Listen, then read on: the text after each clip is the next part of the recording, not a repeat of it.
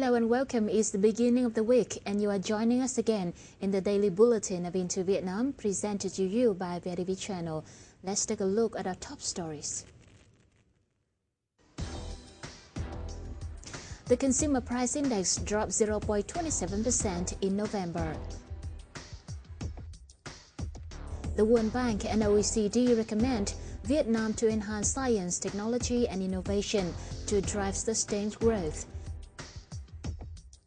And also in the program, we'll look at the IPO case of Vietnam Airlines in the talk with Mr. Barry David Weisblatt, Managing Director and Head of Research of VPB Securities Company.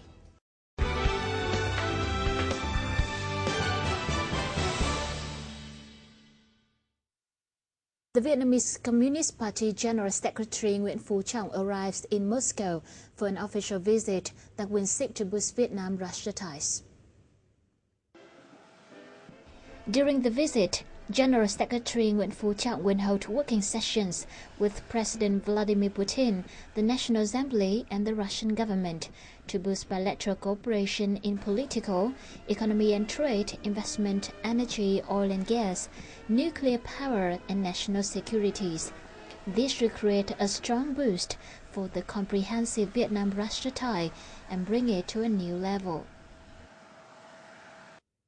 The Consumer Price Index only rose 2.08% in November and 2.36% in the first 11 months of the year, the lowest level in the past 11 years.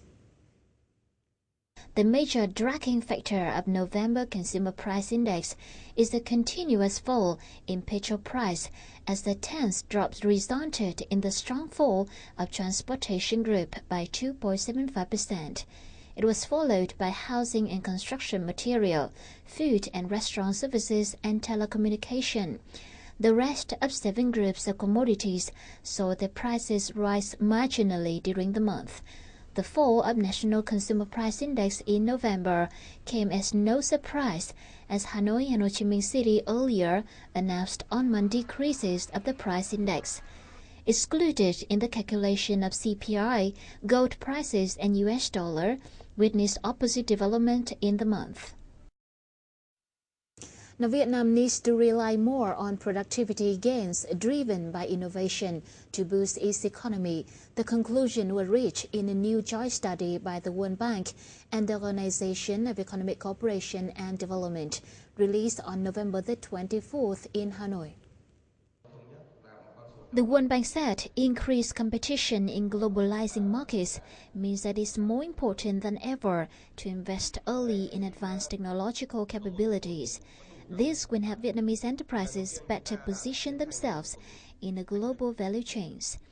The report said current science, technology and innovation capabilities are weak, and the national innovation system is in a nascent and fragmented state.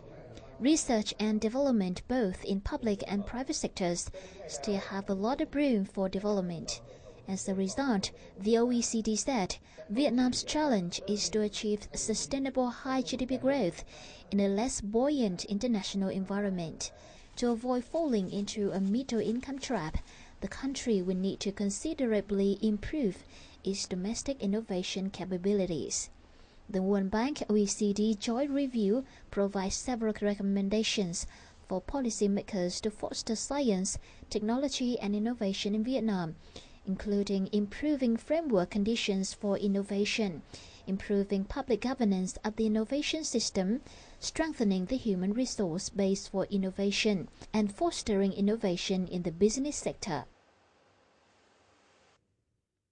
The Vietnam Airlines IPO was seen as a failure by foreign organizations, since the company couldn't attract any strategic foreign investors. What is the root cause of the problem? Watch the following talk for more. In the first place, thank you so much for joining our program on VITV. On November 14, Vietnam Airlines made its initial public offering, in which the total share was sold. Can this be seen as a successful offering? When you compare it to other recent SOE IPOs, in many ways it was not successful. If you looked at Vinatex, for example. Now Vinatex They only had a subscription for 91% of the shares, so that wasn't good. But on the other hand, they had 87 investors, including 12 foreign investors, so that's a lot better than Vietnam Airlines.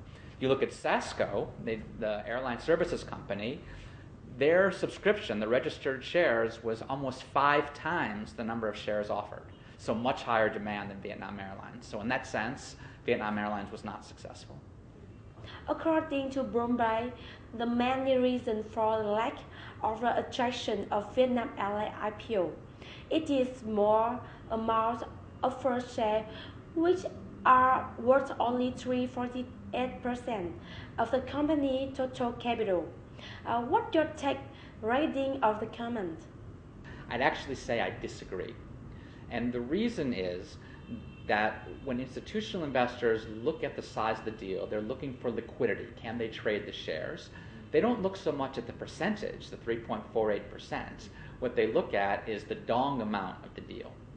Vietnam Airlines deal was 1,100 billion dong, about $50 million. Granted, it's only 3.48%. If you look at Vinatex offered 23%, sounds much bigger. But in dong, it was 1,200 billion, only slightly bigger. And they had a lot of foreign interest in that deal. SASCO was 24%. Again, sounds much bigger. But the dong amount was 600 billion, so actually it was half the size. And that deal was nearly 5 times subscribed, so a lot of interest from institutional investors. Are there any other reasons for the inactiveness for Vietnam Airlines IPO? Historically, Vietnam Airlines, the last few years, has earned a net profit margin of 0.3%. But in the projections they used to get their valuation, they were saying that it would go up 13 times to 3.9% by 2017. And how are they going to do this? By having more modern, larger planes. It just didn't make sense. It wasn't convincing. When you're selling shares in a public auction, you want to sell them based on your track record, not on a change that you're planning to make that might work or it might not work, right? So it doesn't instill investor confidence, right? So that's the first thing, was the valuation was simply too high. Thank you so much for informative sharing. Sure, it's my pleasure to be here.